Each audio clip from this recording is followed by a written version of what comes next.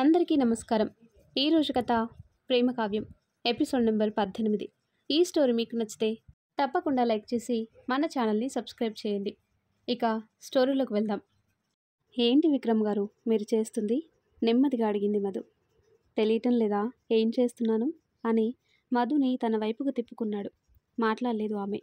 మధు 2 చేతుల్ని తన మెడ చుట్టూ పెట్టి, నైట్ నా రూమ్కి వచ్చి పడుకుంటావేమో అనుకున్నాను, కానీ మహా రూమ్లోనే నిద్రపోయావు. ఈరోజు నా రూమ్లో పడుకో, సరేనా? అమ్మని నేనేదో రకంగా బ్రతిమలాడతాను అని ఆమె నడుం చుట్టూ చేతులు బిగిస్తూ అన్నాడు విక్కీ. సరే విక్రమ్ గారు అని అతన్ని తేరిపార చూసి భుజంపై ఉన్న చెమట బిందువుని తుడుస్తూ, నైట్ అంతా ఎక్కడికి వెళ్ళారు అని అడుగుతుంది. షాక్ అయ్యాడు ఆమె మాటకి. నేనెక్కడికి వెళ్తాను, నా రూమ్లోనే ఉన్నాను అని మధు చెంపపై ముద్దు పెడుతూ, అయినా సడన్గా అలా అడిగావేంటి అని అడుగుతాడు. మీరు జిమ్ చేసి వస్తే చెమట పడుతుంది, కానీ ముఖంపై నీళ్ళెందుకు చల్లుకుంటారు? అందరినీ నమ్మించటానికే కదా అంటుంది. సూపర్ నువ్వు, తింగరు మాలోకం అనుకున్నాను, కానీ నీ ముందు నేనే తింగరు నయ్యేలా ఉన్నాను అన్నాడు. మీరు ఇలాంటి జోకులు వేయకండి. అయినా మీరు తింగరుడేంటి, పైకి కనిపించని సైలెంట్ కిల్లర్వి నువ్వు అంటుంది మధు. అవునా అంటూ మధు నుదుటిన తల ఆనించి, నైట్ కిరణ్ దగ్గరికి వెళ్ళాను, చిన్న పనుండి. ఈ విషయం ఎవరికీ చెప్పకు అన్నాడు. చెప్పను, కానీ ఎందుకు వెళ్ళారు అని అడుగుతుంది. మా అన్నయ్యని చంపిన ఆ విశ్వనాథ్ని 2 రోజుల్లో చంపే ప్లాన్ వేశాను, అందుకే వెళ్ళాను. లేట్ అయిందని కిరణ్ ఇంటి దగ్గరే పడుకున్నాను అంటాడు. అంటే మా వీర్బావ హత్య చేయలేదు కదా? మధు కళ్ళల్లో ఏదో తెలియని ఆనందం. అది విక్రమ్ చూపుని దాటిపోలేదు. లేదు, మీ బావ హాస్పిటల్లో ఉండటానికి కారణం ఆ విశ్వనాథే అని జరిగిన విషయాలు చెప్పగానే అంతా విన్న మధుకి ఎక్కడలేని ఆనందం. మాట్లాడుతున్న విక్రమ్ 2 బుగ్గలు లాగి ఒక్కసారిగా హక్ చేసుకుంది. మాట్లాడుతున్న వాడల్లా ఆగిపోయాడు విక్కీ. నాకు తెలుసు విక్రమ్ గారు, వీర్ బావ హత్య చెయ్యరు అని. మీరే నా మాట వినలేదు. చూడండి, మన 2 కుటుంబాలు ఇప్పుడు ఆనందంగా ఉంటాయి అని మధు అనగానే విక్కీ కోపంగా పిడికిలి బిగించాడు. చాలా థ్యాంక్స్ విక్రమ్ గారు, మంచి విషయం చెప్పారు అని అతని వైపు చూసి కళ్ళు పెద్దవి చేసింది. ఏమైంది విక్రమ్ గారు అని అడుగుతుంది. చూడు, ఒక్క మాట చెప్తాను, గుర్తుపెట్టుకో. మీ బావేమీ తప్పు చేయకుండా లేడు. మా అన్నయ్య చనిపోవటానికి కారణం మీ బావ. అయినా 2 కుటుంబాలు కలవటం ఏంటి? అది జరగని పని. నా పుట్టిల్లు అదే కదా, ఎందుకు నువ్వు అలా మాట్లాడుతున్నావు అని బాధగా అడిగింది మధు. నాకు తెలియక అడుగుతున్నాను. నువ్వు పుట్టింది మీ అత్తకా లేదంటే మీ అమ్మకా? ఆ మాటకి కళ్ళెర్ర చేసింది మధు. నా మాటకి మండుతుంది కదా. నువ్విప్పుడు వాళ్ళ గురించి మాట్లాడుతుంటే నాకు అలానే మండుతుంది. ఇంకోసారి నా దగ్గర వాళ్ళ భజన చేశావంటే 2 చెంపలు వాయిస్తాను, జాగ్రత్త అని డ్రెస్సింగ్ రూమ్కి వెళ్ళాడు. విక్కీ మాటలకి మధు మనసు భారంగా అయింది. ఇప్పుడు ఎలా నేను భావం చూడాలి? అంత ఘనంగా పెళ్లి చేసిన వాళ్ళని ఎలా వదులుకుంటాను అని తనలో తానే బాధపడింది. కంట్లో తడి తుడుచుకొని కాఫీ కప్పుపై మూత తీసి కప్పు పట్టుకుని డ్రెస్సింగ్ రూమ్కి వచ్చింది.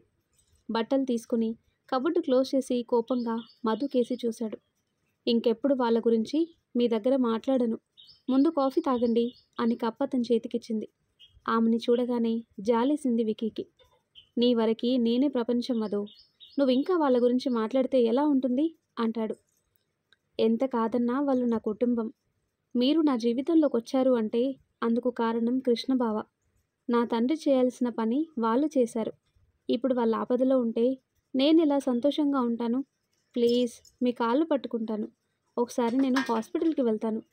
ప్లీజ్ నా ప్లేస్లో ఉండి ఒక్కసారి ఆలోచించండి అంటుంది మధు. ఎన్ని నాటకాలు ఆడుతున్నావే వగలాడి. నేను హక్ చేసుకున్నప్పుడు సైలెంట్గా ఉన్నావు చూడు, అప్పుడే నాకు డౌట్ వచ్చింది. నీ మౌనం వెనక ఏదో కారణం ఉందని. ఇప్పుడు బయటపడ్డావు. హాస్పిటల్కి కాదు కదా, బయట గేటు కూడా దాటడానికి వీల్లేదు. చెప్పిన మాట వినకపోతే నాకు కోపం వస్తుంది మధు. నాకు తెలియకుండా నువ్వు పిచ్చి పిచ్చి వేషాలు వేసినా సరే 2 కాళ్ళు విరగొట్టి పొయ్యిలో పెడతాను అని తిట్టి వాష్రూమ్కి వెళ్ళాడు విక్కీ. మాట్లాడలేదు మధు. సైలెంట్గా కిందికి వచ్చేసింది. ఏంటి మధు, వాడు కాఫీ తాగలేదా? కప్పు వైపు చూస్తూ అడిగింది సునంద. లేదత్తమ్మా, ఆయన స్నానానికి వెళ్ళారు, చల్లారిపోతుందని నేనే తెచ్చేశాను. సరే నువ్వు ముందుకు కూర్చో అని ఆ కప్పు తీసుకొని మహాకిచ్చి, నువ్వు మధుకి కాఫీ ఇవ్వు. సరే మా అని కాఫీ తెచ్చిచ్చింది. మధు, కాఫీ తాగు, వాడు రెడీ అయ్యి వచ్చేసరికి అరగంట పడుతుంది. నువ్వు ఈలోపు రిలాక్స్ అవ్వు అని జగదీష్ పిలవటంతో లోపలికి వెళ్ళింది సునంద. మధు, ఏమైంది డల్గా ఉన్నావు అని మధు పక్కన కూర్చుంది మహా. ఏమీ లేదు మహా. ఏమీ లేదనకు. ఇంతసేపు అన్నయ్య రూమ్లో ఉన్నావంటే మీ ఇద్దరి మధ్యన ఏదో జరిగింది. ఏంటో చెప్పు మధు అని అడిగింది మహా. ఏం లేదు మహా అని సునంద రావటంతో అందరూ డైనింగ్ హాల్కి వచ్చారు. ఏమండి, పూజారి గారిని పిలిచి మిగిలిన కార్యక్రమాలు జరిపిస్తాను, ఏమంటారు అని టిఫిన్ వడ్డిస్తూ భర్తని అడిగింది సునంద. లేట్ చేయటం ఎందుకు, చేయాల్సినవన్నీ చేయి అని మధు వైపు చూసి, ఏంటి మా తినకుండా అలా నిలబడిపోయావు, కూర్చో టిఫిన్ చేయి అన్నారు జగదీష్. విక్రమ్ గారు వచ్చాక తింటాను మామయ్య, ముందు మీరు తినండి అని గ్లాస్లో వాటర్ పోసి పక్కన పెట్టింది. ఇంతలో విక్రమ్ వచ్చాడు. అతన్ని చూడగానే లోపలి తిట్టుకుంది మధు. వాడొచ్చాడు కదా, ఇద్దరూ కలిసి తినండి. సునంద, నువ్వు కూడా మాతో పాటు కలిసి టిఫిన్ చేయి అని భార్య వైపు చూశాడు. తింటానండి, ముందు మీరు తినండి అని భర్తకి ఇష్టమైన మరో దోశ వేసి చట్నీ వేసింది సునంద. మధు గమనిస్తూనే ఉంది. చూసి నేర్చుకో, బొమ్మలా నిలబడి చూడటం కాదు, భర్తకి కావలసినవన్నీ దగ్గరుండి చూసుకోవాలి, అంతేకాని అవసరానికి వాడుకోవటం కాదు అని విక్కీ అనగానే మధు కోపంగా చూసి విక్రమ్కి తానే టిఫిన్ వడ్డించింది. మహా అంతా గమనిస్తూనే ఉంది. ఏదో జరిగింది, అన్నయ్య బయటికి వెళ్ళగానే మధుని అడగాలి అనుకొని టిఫిన్ తినే పనిలో పడింది. నాన్న, ఈరోజు నేను ఆఫీస్కి వెళ్ళాలి. ఈరోజు ఎందుకు తింటూనే ఆశ్చర్యంగా అడిగాడు. ఈరోజు స్టాఫ్ మీటింగ్, పార్ట్నర్స్ కూడా వస్తారు, మీకు తెలుసు కదా, అక్కడ నేను మెయిన్గా ఉండాలి, లేకపోతే బాగోదు అన్నాడు. సరే, అన్నీ చూసుకొని నువ్వు తొందరగా వచ్చేయి, బయటికి అస్సలు వెళ్ళకు. సరే నాన్న. సరే సునంద, నేను మధ్యాహ్నం లంచ్కి ఇంటికి వస్తాను, అప్పుడు మాట్లాడుకుందాం అని హ్యాండ్ వాష్ చేసుకున్నాడు. అతని చేతికి నాప్కిన్ ఇచ్చి హడావిడిగా లోపలికి వెళ్ళి ఫోన్, వాలెట్, బ్యాగ్ అన్నీ పట్టుకుని బయటికి వచ్చింది సునంద. జాగ్రత్త అని సునంద వైపు చూసి, ఏమైంది మా అలా ఉన్నావు? ఏం లేదు, మీతో చిన్న విషయం చెప్దామని. ఏంటి చెప్పు అని సోఫాలో కూర్చున్నాడు. మధు డల్లుగా ఉంది. జరిగిన పరిస్థితి అలాంటిది కదా అని డైనింగ్ హాల్ కేసి చూశాడు. ముభావంగా మహా పక్కన కూర్చొని టిఫిన్ పెట్టుకుంటుంది మధు. తెలుసు, కానీ వీరిది తప్పు లేదని తెలిసింది కదా, మధును ఒకసారి హాస్పిటల్కి పంపించనా అని కాస్త తడబడుతూనే అడిగింది సునంద. సీరియస్గా చూశాడు జగదీష్. ఏమండి, ఎంత కాదన్నా విజయ వాళ్ళే కదా మధుకి అమ్మ నాన్న. ధర్మకి వీరికి మధ్యన జరిగిన దానికి మధు ఏం చేస్తుంది? సునంద, ఇప్పుడు పలకరింపులు అవసరమా? అవసరమే, వాళ్ళ కోసం కాదు, మన కోడలి మధు గురించి ఆలోచించండి, విక్కీకి తండ్రి స్థానంలో ఉండి ఆలోచించండి అంటుంది. ఆ మాటకి చురుగ్గా చూశాడు జగదీష్. కళ్ళతోనే సారీ చెప్పి ఒప్పుకో అన్నట్టు చూసింది సునంద. మధుని ఒంటరిగా పంపించకు, తోడుగా మహాని వెళ్ళమని, సరేనా? సరేనండి అని జగదీష్ వెళ్ళగానే సునంద ఊపిరి పీల్చుకొని, ఎంత కోపమో తండ్రి కొడుకులిద్దరికీ అనుకుని డైనింగ్ హాల్కి వచ్చింది. ఏంటమ్మా ఇంతసేపు నాన్నతో చాటింగ్ చేశావు? పూజారి గారు వస్తున్నారు కదా, ఆ విషయమే మాట్లాడుతున్నాను. అమ్మా, నేను ఆఫీస్కి వెళ్తున్నాను, వచ్చేసరికి ఆలస్యం అవుతుంది. ఆలస్యం అంటే ఏ టైం అవుతుంది? సాయంకాలమా? అమ్మా, మీటింగ్ ఏ టైంకి అవుతుందో తెలీదు, అవ్వగానే వచ్చేస్తాను, సరేనా అని మధు వైపు చూశాడు. తల దించుకొని కిచెన్ రూమ్కి వెళ్ళిపోయింది. ఆ తల అలానే కిందికి ఉండాలంటే మెడ విరిచేస్తే దరిద్రం వదిలిపోతుంది అనుకొని తనలో తానే విసుక్కున్నాడు విక్కీ. మధు అంటూ పిలిచింది సునంద. వస్తున్నానతమ్మా అని కిచెన్ రూమ్ నుంచి బయటికి వచ్చింది. వాడు ఆఫీస్కి వెళ్తున్నాడు కదా, ఎదుర్రా తల్లి. ఎందుకు, నేను నాశనం అవ్వటానికా అని కోపంగా అన్నాడు విక్కీ. ఏంట్రా ఆ మాటలు? మరి లేకపోతే ఏంటమ్మా, ఆవిడ గారి ముఖంలో నవ్వెక్కడుంది, ఎప్పుడు చూసినా తలదించుకొని ఉంటుంది అని కోపంగా ముందుకు వెళ్ళాడు. మధు, వాడి మాటలేం పట్టించుకోకు, నువ్వెళ్ళు అని సునంద అనగానే మధు సైలెంట్గా బయటకు వచ్చింది. అప్పటికే కార్ దగ్గరికి వెళ్ళాడు విక్కీ. ఒక్క నిమిషం అంటూ వెనుక నుంచి అతని చేతిని పట్టుకుంది మధు. ఏయ్, నా చేయి ఎందుకు పట్టుకున్నావు? ఇక్కడ ఆరు బయట హక్ చేసుకుంటే బాగోదు కదా, అందుకు అని అతని చేతిలో కార్ కీస్ పెట్టి, ఇందుకు మీ చేతిని పట్టుకుంది అంటుంది. నువ్వెందుకు నా చేతిని పట్టుకున్నా నీ ఫీలింగ్ నాకు అర్థమైంది మధు అని చుట్టూ చూసి మధు పెదవుల్ని టచ్ చేసి వదిలి హక్ చేసుకొని క్షణకాలంలోనే కార్ స్టార్ట్ చేసి వెళ్ళాడు. జరిగినట్లు తెలుసుకోవటానికి నిమిషం పట్టింది మధుకి. షివర్ అవుతూ లోపలికొచ్చింది. ఏంటో ఈయన కనబడితే చాలు ఏదో రకంగా పట్టుకుంటున్నారు అనుకుని కూర్చుంది.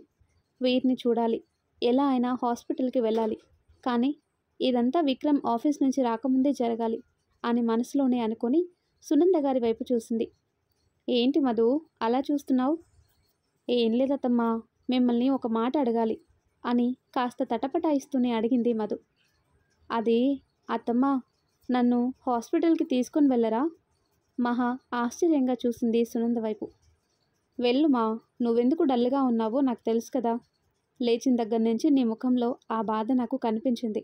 నువ్వు మహా వెళ్ళి విక్కీ రాకముందు ఇంటికి వచ్చేయండి, సరేనా? చాలా థ్యాంక్స్ అత్తమ్మా, కనీసం మీరైనా నా బాధని అర్థం చేసుకున్నారు అంది. నేను ఒక ఆడదాన్నే కదరా, నాకు తెలీదు నీ గురించి? నీకు మాత్రం ఎవరున్నారు ఇక్కడ? తప్పు చేసింది వీరు కానీ ఫ్యామిలీ అంతా కాదు కదా. ఈ టైంలో నువ్వు వెళ్ళకపోతే వాళ్ళ మనసుల్లో లేనిపోని ఆలోచనలను నిన్ను దూరం పెట్టే విధంగా చేస్తాయి. అవన్నీ రాకమునిపే నువ్వు వీరిని చూసిరా అంది సునంద. సరే అత్తమ్మా, మహా వస్తావా? వస్తాను మధు అని సునంద వైపు చూసి, అమ్మా అన్నయ్యకి తెలిస్తే? కాస్త భయంగానే అడిగింది మహా. ఎలా తెలుస్తుంది? వాడికి మనమేమీ చెప్పం కదా. తెలిసినా వాడితో నేను మాట్లాడతాను అని సునంద అనగానే ఇద్దరూ ధైర్యంగా హాస్పిటల్కి వెళ్ళారు. ఆ తర్వాత కట్ చేస్తే సీరియస్గా కార్ డ్రైవ్ చేస్తున్నాడు విక్రమ్. మధుకి తనకి మధ్యన జరిగింది గుర్తు చేసుకొని బాగా బ్రతిమలాడింది. కానీ ఏది ఏమైనా తింగరి మాలోకంతో జాగ్రత్తగా ఉండాలి. మహా తెలివైంది, ఏదో రకంగా నన్ను ఒప్పించాలని చూసింది. శాశ్వతంగా వాళ్ళని వదులుకో అంటే ఇది అసలు ఎలా రియాక్ట్ అవ్వద్దో నాకు అర్థం కావటం లేదు అనుకోగానే కృష్ణ దగ్గర నుంచి ఫోన్ రావటంతో కోపంగా ఫోన్ కేసి చూసి సైలెంట్లో పెట్టేశాడు. మరోసారి చేయటంతో ఆలోచిస్తూనే ఫోన్ లిఫ్ట్ చేసి కార్ బ్రేక్ వేశాడు. చెప్పండి కృష్ణ.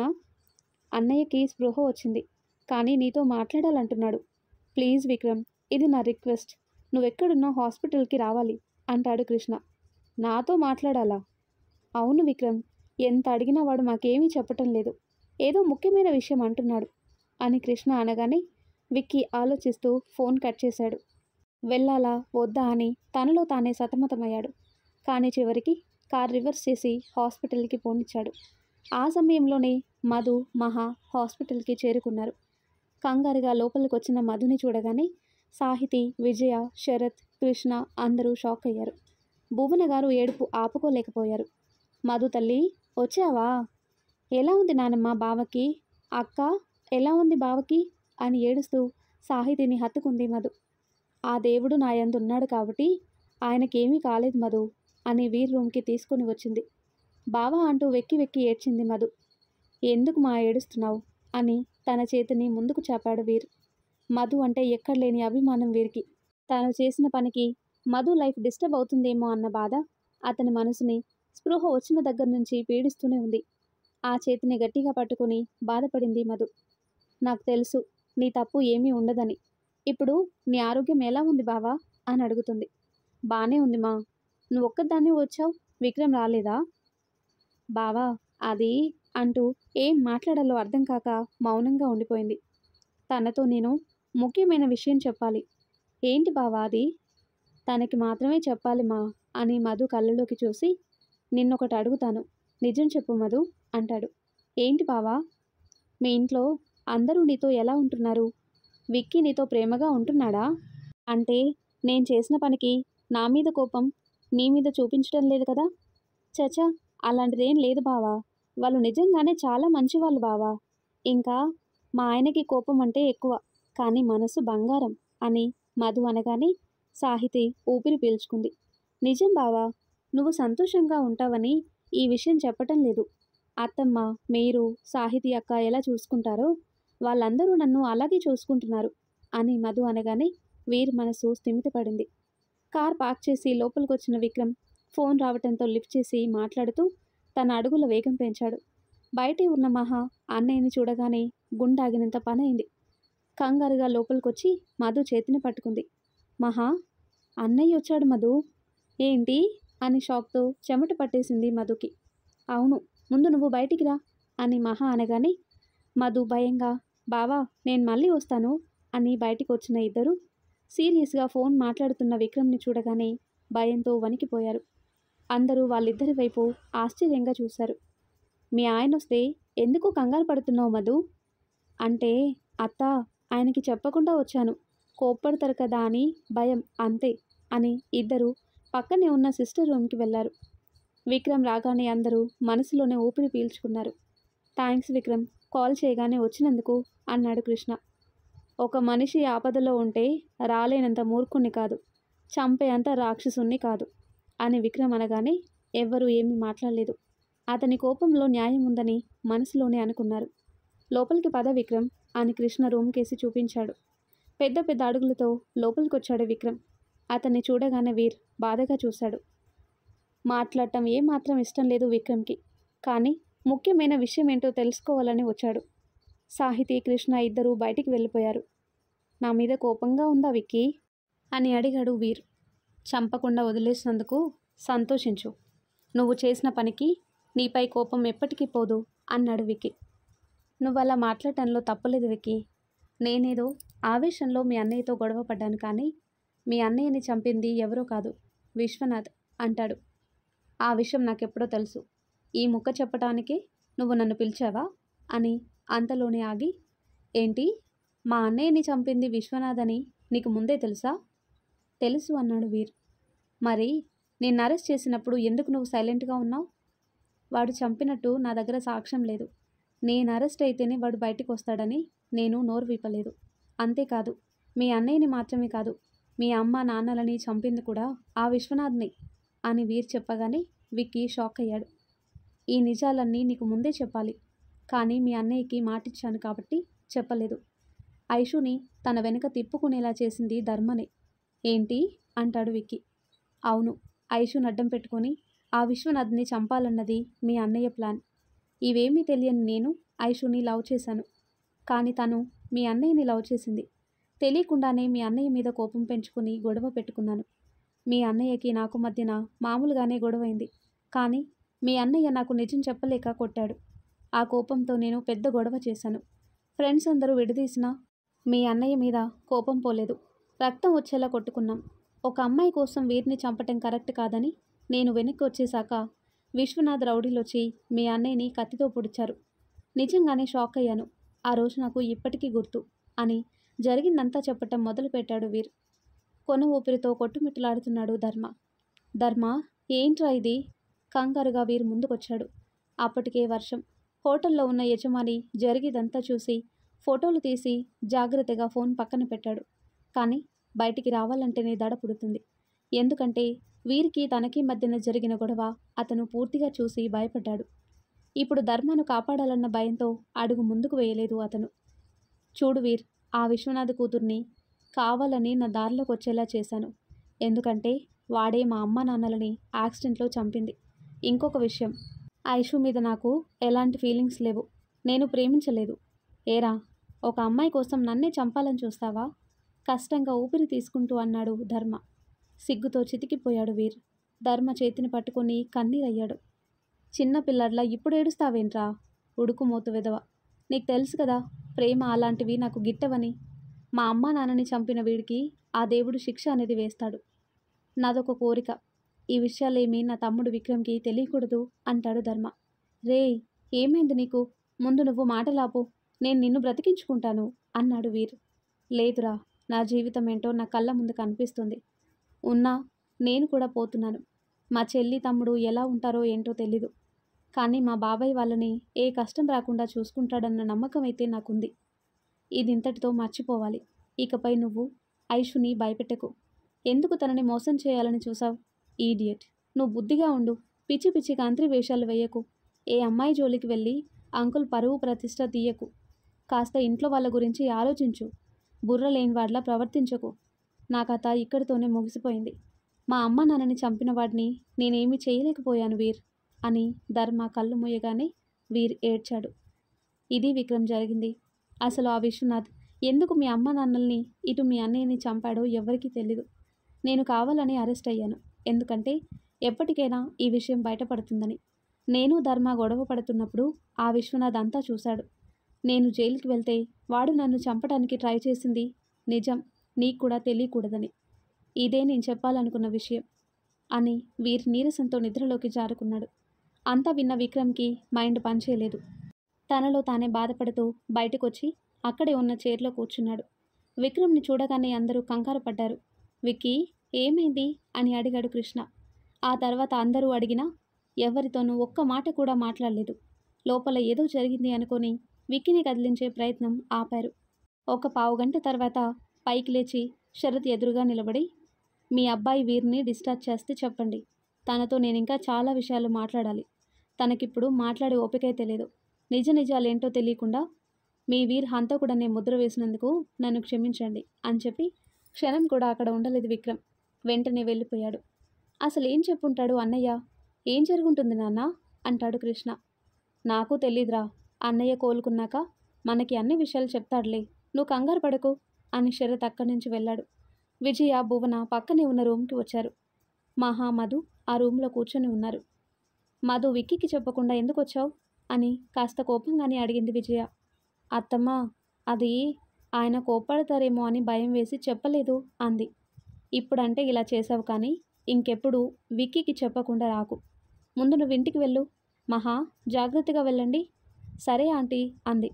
వెళ్ళొస్తానత్తా అని విజయని హత్తుకుంది మధు. మేనకోడలు నుదుటిన ముద్దు పెట్టి, నువ్వెలాంటి భయాలు పెట్టుకోకు. పరిస్థితులన్నీ సద్దుమణిగాక నేను నీ దగ్గరకు వస్తాను. నువ్వు జాగ్రత్తగా ఉండు తల్లి. నువ్వు ఒక ఇంటి కోడలిగా బాధ్యతగా ఉండాలి. అంతేకాదు మీ అత్తయ్య మామయ్యని, ఇంట్లో అందరినీ జాగ్రత్తగా చూసుకోవాలి. ఇంకా మహాని ఆడపడుచుగా కాదు, తోబుట్టువుగా చూసుకోవాలి అని మధుకి జాగ్రత్తలు చెప్పింది. ఆ క్షణం విజయ మధు కంటికి అమ్మలా కనిపించింది. అత్తమ్మ, ఏంటి తల్లి? నువ్వు నానమ్మ బావని డిశ్చార్జ్ చేశాక నా దగ్గరికి వస్తారు కదూ అని ఏడుస్తూ అడిగింది. తప్పకుండా వస్తాం, నువ్వేమీ బాధపడకు అని తన మెడలో ఉన్న గొలుసు మధు మెడలో వేసింది భువన. ఏంటి నానమ్మ ఇది? ఉంచు, నీకు కానుకలిద్దామనుకున్నాను కానీ అస్సలు కుదరలేదు. సమయం చూసుకొని నేను అత్త నీ దగ్గరకు వస్తాం అని మహా వైపు చూసి, తల్లి జాగ్రత్తమా, తను అసలే అమాయకురాలు, మీరే తనని బాగా చూసుకోవాలి అంటుంది. అయ్యో, మా వదిన్ని మేమెందుకు జాగ్రత్తగా చూసుకోము, మీరేమీ భయపడకండి. ఇంటికి వెళ్ళగానే ఫోన్ చేస్తాము. మధు పద అని ఇద్దరూ బయటకొచ్చి కారు ఎక్కగానే డ్రైవర్ కారు పోనిచ్చాడు. ఆగమేఘాల మీద ఇంటికి చేరుకున్నారు ఇద్దరు. విక్కీ కారు రాకపోవటంతో ఊపిరి పీల్చుకొని వదిలి లోపలికొచ్చారు. మధు, ఎలా ఉన్నాడు వీర్? పర్లేదత్తమ్మా, కోలుకున్నారు. విక్రమ్ గారు రాలేదు కదా? చుట్టూ చూస్తూ అడిగింది. వాడేం రాలేదు మధు, నువ్వేమీ భయపడకు. మీ అత్తమ్మ వాళ్ళందరూ బాగున్నారా? అందరూ బాగున్నారత్తమ్మా. సరే, కాసేపు పడుకో అని సునంద అనగానే మహా రూమ్కి వచ్చి బెడ్ మీద కూర్చుంది మధు. ఏదో తెలియని ఆనందం. ఇరు కుటుంబాల మధ్య కాస్తైనా దూరం తగ్గిందన్న ఆనందంతో వెంటనే నిద్రలోకి జారుకుంది. ఏంటి మహా అలా ఉన్నావు? ఏం లేదమ్మా, మధుని చూస్తే జాలేస్తుంది. ఏ, దేనికి? అన్నయ్య హాస్పిటల్కి వచ్చాడమ్మా. సమయానికి నేను చూశాను కాబట్టి సరిపోయింది. లేదంటే ఈరోజు మధు పరిస్థితి ఏంటో తలుచుకుంటేనే భయం వేస్తుంది. అయినా వాడెందుకు వచ్చాడు హాస్పిటల్కి? కృష్ణ ఫోన్ చేశాడమ్మా, అందుకే వచ్చాడు. కానీ అక్కడ ఏదో జరిగింది అని మహా అనగానే సునంద ఆలోచనలో మునిగింది. మరి ఆ తర్వాత ఏం జరుగుతుందో నెక్స్ట్ వీడియోలో తెలుసుకుందాం. ఎంతో ఇంట్రెస్టింగ్గా ఉండే ఈ స్టోరీ నెక్స్ట్ పార్ట్స్ కోసం ఈ వీడియో లైక్ చేసి మన ఛానల్ని తప్పకుండా సబ్స్క్రైబ్ చేయండి. Thanks for watching.